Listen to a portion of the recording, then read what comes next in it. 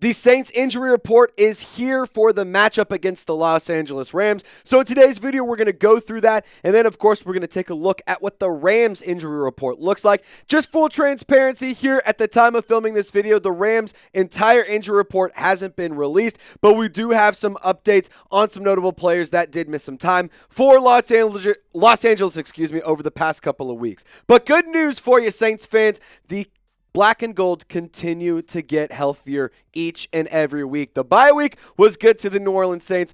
More players returning from injury. But let's start off with the players who did not participate. None more notable than center Erik McCoy, who's been dealing with a groin injury. If you remember, in week 3 against the Philadelphia Eagles, he suffered a groin injury. He was placed on IR. He missed a handful of games, and then he actually had his first game back against the Cleveland Browns and suffered another groin injury. And so Dennis Allen, he obviously did not get to reap the benefits of having Erik McCoy around. Darren Rizzi got a little bit of that action. And to be honest, it would be really nice to get Erik McCoy back on the field. He is a phenomenal player. Rizzi's considering him day-to-day. He did not participate at practice on Wednesday. And just so you guys know, there will be no practice on Thursday. Obviously, tomorrow is Thanksgiving, so the Saints opting to give that day off so that way the players and staff can spend some time with their family. But that doesn't mean they won't still have an estimated injury report dropping. You should still expect to get an update. So when you see the injury report tomorrow, just understand it's not totally 100% authentically accurate because it is an estimated report. So if Erik McCoy does not participate on Thursday, then, just take that with a grain of salt. Same with Lucas Patrick. He also did not participate. We'll get to him in just a second. But the Friday injury report will be very telling because, as you all know, Friday is going to be the last day of the weekly injury report. So we'll see what his injury status will be for Erik McCoy. And obviously, we will see whether or not he will be able to play. I do think at the end of the day, they will list him as questionable. So that way they have more time to decide whether or not he will play on Sunday. I hope he's good to go. And I hope that he is able to play because I know that the New Orleans Saints offense is much, much better when he is on the field. And hey, I think that the Saints need Erik McCoy in order to be a more successful team. So if you agree with this statement, subscribe right now. I'm a diehard fan. It's Saints content by Saints fans for Saints fans. So help me make my Thanksgiving a little bit better and help you make your game day experience a little bit better by subscribing to the channel. I'm very thankful to have this job. I'm very thankful for every one of you who watch. So shout out to you for joining the program.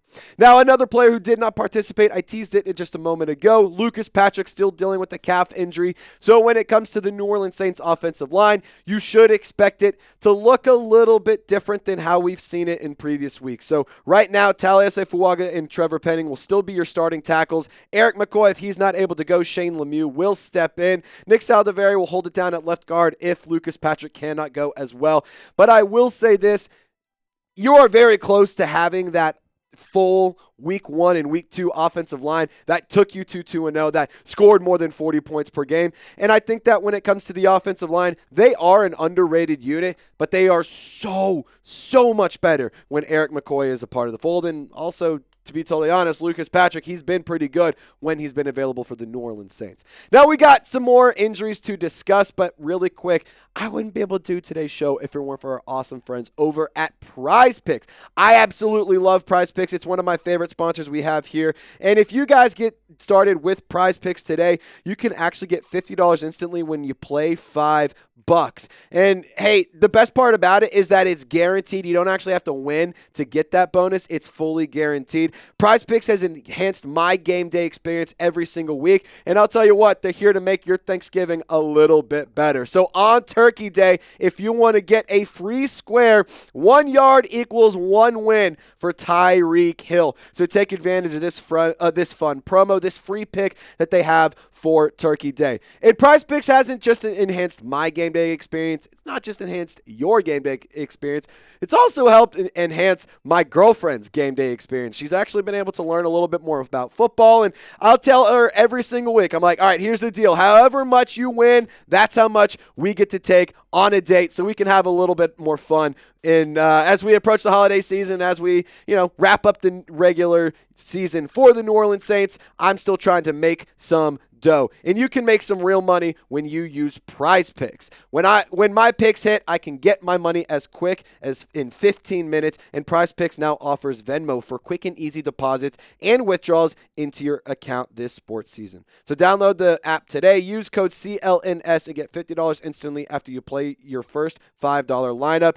Reminder, that's the Prize Picks app, and use code CLNS. Download the app today, and you'll get $50 instantly after you play your first $5. Prize Picks, run your game.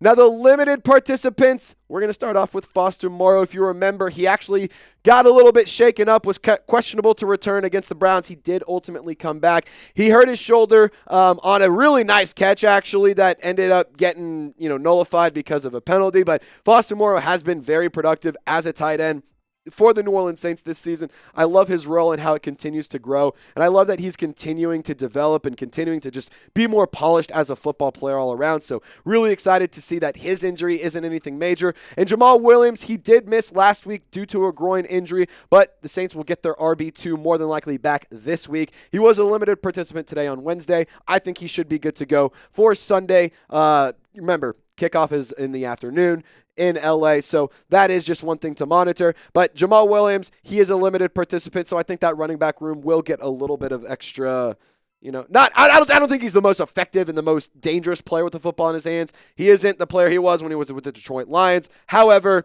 it will be nice to have some of that depth back. Now, Pete Werner, he was a full participant, which is really, really good news. He's been very productive for the New Orleans Saints as a linebacker this season, and I think that he's one of the more underrated linebackers across the National Football League. And I will tell you this, it's pretty good news that he's a full participant.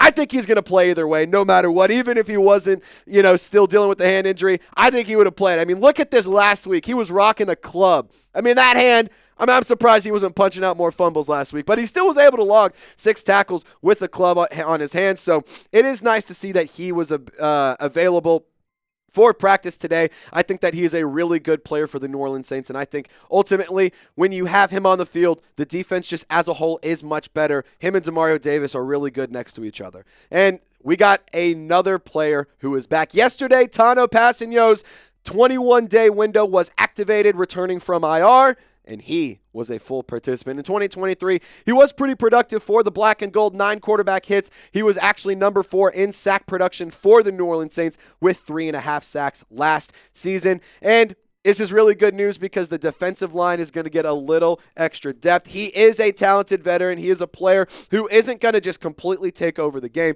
But I do think that he is a player who ultimately will help out the defensive line. It'll give the guys on the edge rusher or on the edge a little bit more time in order to, take a breath, get some water, come back to the field rejuvenated. And so I think getting Tanoh Kpassagnon back is some really, really good news. And I think that the thoughts that Darren Rizzi had about Tanoh Kpassagnon are just very telling about his character and who he is as a football player. I think this is really, really neat.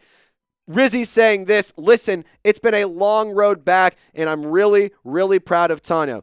Since Tanoh got injured, I haven't seen anyone in the building more than him, and that's a credit to him. I'm really, really proud of the way he handled his rehab. If you remember, he was placed on IR because of an Achilles injury he suffered early in the offseason. Nobody really knows why it happened, but hey, he's hurt, or he was hurt, now he's not, and life is good. Now, the Rams injury report reminder, at the time of filming this, we still don't have the full official injury report. I'm looking at the Rams website as we speak, but right now, Tyler Higbee, I can't tell you this, he returned from practice. He had a knee injury. Remember, he tore his MCL, ACL in the playoffs last year.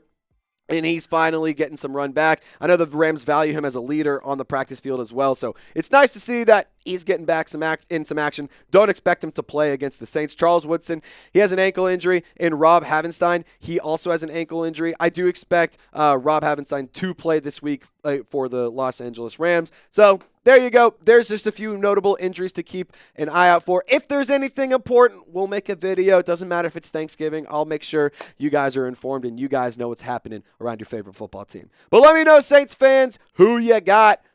Carr, Stafford. Who's going to win? Whose offense will prevail? Whose defense will win the turnover battle? Let me know in the comment section. Y'all stay golden. Have a wonderful Thanksgiving. Again, I'm so thankful for all of you who tune in. I love my job. I love every one of you. And I hope all of you will have an excellent holiday with your friends and family. Y'all stay golden. Happy Thanksgiving.